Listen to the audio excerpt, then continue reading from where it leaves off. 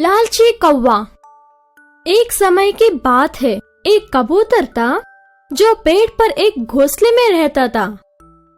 वो पेड़ एक घर की रसोई के बहुत पास था और उसमें काम करने वालों को कबूतर बहुत पसंद था। वो लोग अक्सर उसे दाना डालते थे और उसका खूब ख्याल रखते थे।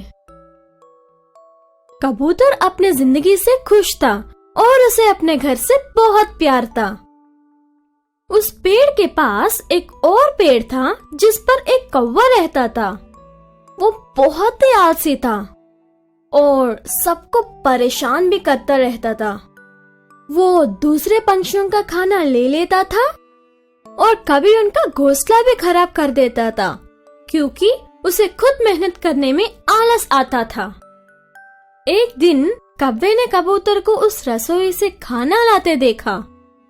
उसने देखा कि रसोई में काम करने वाले कबूतर के प्रति बहुत दयालु है और उसे भी ऐसा आराम चाहिए था। फिर एक सुहाने सुबह का दिन था जब कबूतर अपना घोंसला साफ कर रहा था और अपनी पसंदीदा धुन गुनगुना रहा था। जब वो अपने घोंसले के लिए नई झाड़ियां उठा रहा था तभी उसका पैर घास में फंस गया। वो अपना पैर निकालने के लिए बहुत संघर्ष कर रहा था।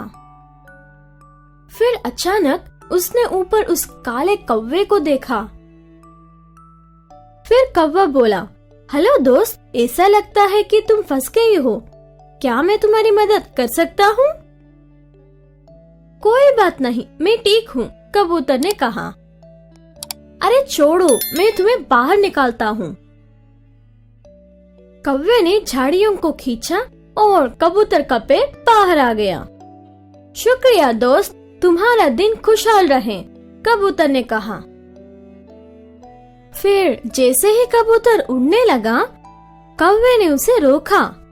थोड़ा रुको दोस्त, शायद तुम मेरी मदद कर सकते हो।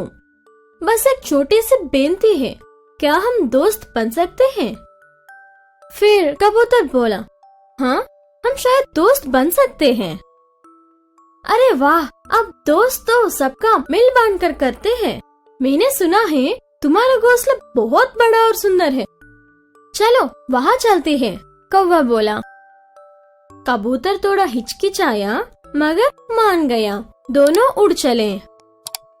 जब कौवे ने घोंसला देखा वो बहुत खुश हुआ।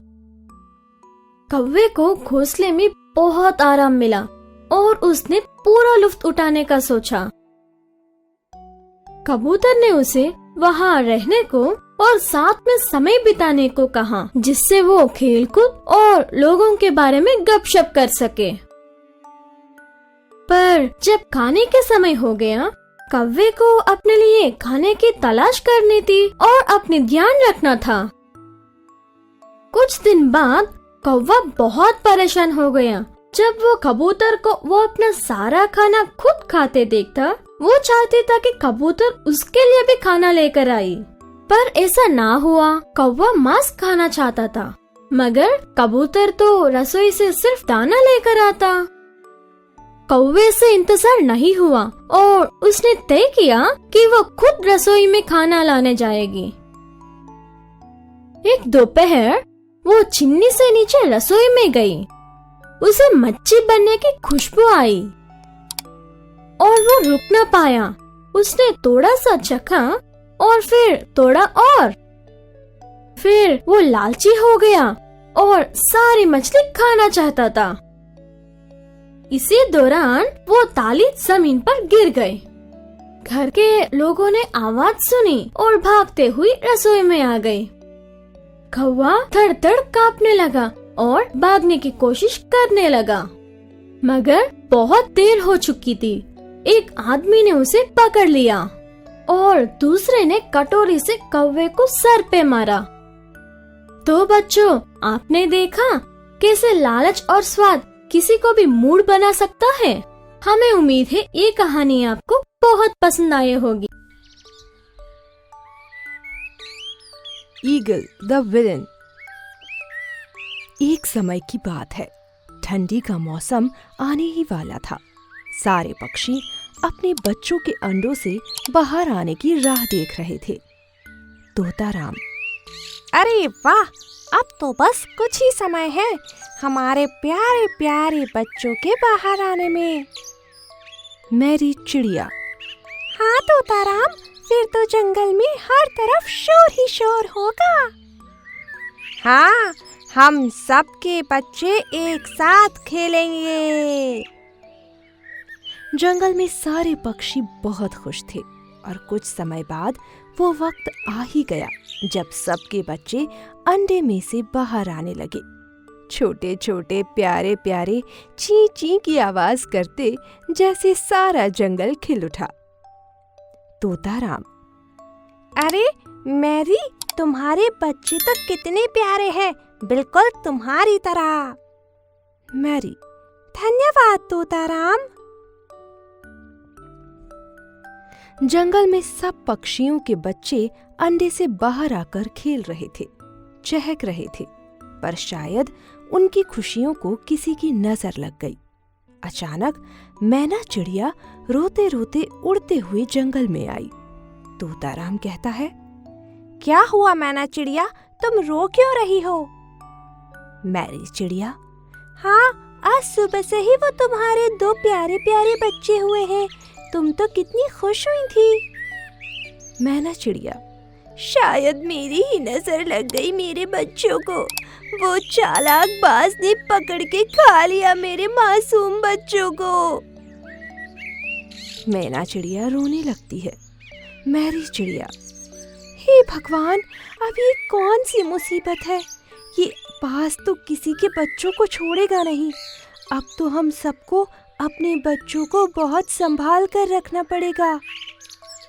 मैना चिड़िया, हाँ मैरी, ये बाज बहुत चालाक है, मैंने भी अपने बच्चों को बहुत संभाल कर छुपा कर रखा हुआ था, पर उसने अपनी चालाकी से उन्हें ढूंढ कर खा लिया।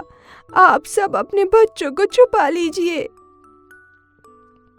मैना चिड़िया के जाने के बाद सारे पक्षी बहुत ज्यादा डर गए। सब पक्षियों ने अपने बच्चों को घोंसले में, किसी ने पेड़ के अंदर, किसी ने झाड़ियों में छुपा लिया था।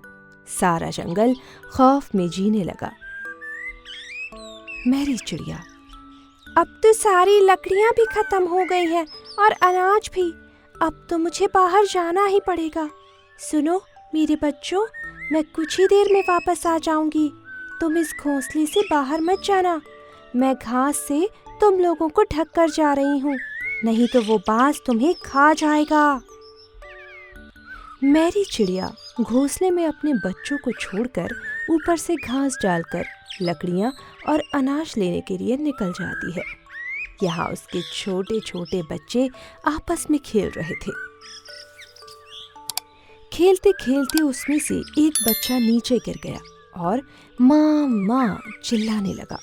उसे देखने बाकी बच्चे भी बाहर आ गए। उनकी आवाज सुनकर मैरी वापस आ ही रही थी कि बाज की नजर बच्चों पर पड़ गई और उसने झपट्टा मारकर उन्हें मार डाला और खा लिया। बेचारी मैरी चिड़िया ऊपर से ये सब देखकर रोने लगी, पर वो बाज से लड़ नहीं सकी, नहीं तो वो भी मारी जाती।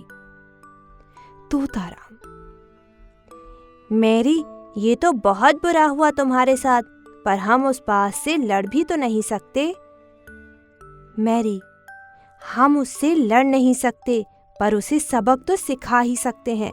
मैं अपने बच्चों का बदला उस बाज से जरूर लूंगी। पर तुम करोगी क्या मैरी? वो बाज तो बहुत शक्तिशाली और चालाक है। कभी कभी ज्यादा होशियारी भी भारी पड़ जाती है। मैरी बहुत दुखी थी। अपने बच्चों की मौत से वो बाज को सबक सिखाना चाहती थी, पर उसे समझ नहीं आ रहा था वो ऐसा क्या करे जिससे वो बाज उसके जाल में फंस जाए। तोताराम, एक बात बताओ, चील ज्यादा तेज उड़ सकती है या बाज? तोताराम कहता है, मुझे तो लगता है वो नया बाज है जो सबको खा जाता है, वही सबसे तेज है। मुझे नहीं लगता, पर चील ही सबसे तेज दूर आसमानों तक उड़ सकती है, वो भी बिना देखे, आंखें बंद करके, पता है? आंखें बंद करके? सच कह रही हो? हाँ, मैंने उसे आसमानों तक जाते देखा है। तेज रफ्तार से आंखें बंद करके पहुंच जाती है। फिर तो हमें उसी को अपना राजा बना लेना चाहिए। हमें बाज से लड़ने की कोई जरूरत नहीं। तोताराम और मैरी की बातें पीछे खड़ा हुआ बाज सुन रहा था और मन ही मन बोलता है, इन्हें दिखाना ही पड़ेगा कि मैं कितना तेज उड़ सकता हूँ।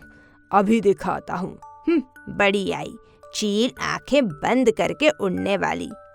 मुझसे तेज और होशियार कोई नहीं है यहाँ। जंगल का राजा तो मैं ही बनूंगा। बाज गुस्से में आके आंखें बंद करके तेज रफ्तार से उड़ने लगता है और ऊपर जाकर एक जाल में फंस जाता है जो मैरी ने बाज के लिए बिछाया था। सारे पक्षी बाज को जाल में देखकर बहुत खुश होते हैं। ये क्या हुआ? कोई निकालो मुझे यहाँ से। मैरी, कोई नहीं बचाएगा तुम्हें यहाँ से। तुमने हमारे मासूम बच्चों पर रहम खाया था। अब सड़ते रहो इस जाल में। वाह मैरी, तुमने सच में कर दिखाया। अच्छा सबक सिखाया इस बाज को। अगर हम हिम्मत करें तो बड़ी से बड़ी मुश्किल को पार कर सकते हैं। अब तो हमारे बच्चों को किसी से डरने की जरूरत नहीं है। सारे पक्षी बहुत खुश हो जाते हैं। उनके बच्चे अब फिर से इस जंगल में खेल सकते थे, उड़ सकते थे, गा सकते थे। मोरल: कभी कभी ज्यादा होशियारी भी महंगी पड़ जाती है।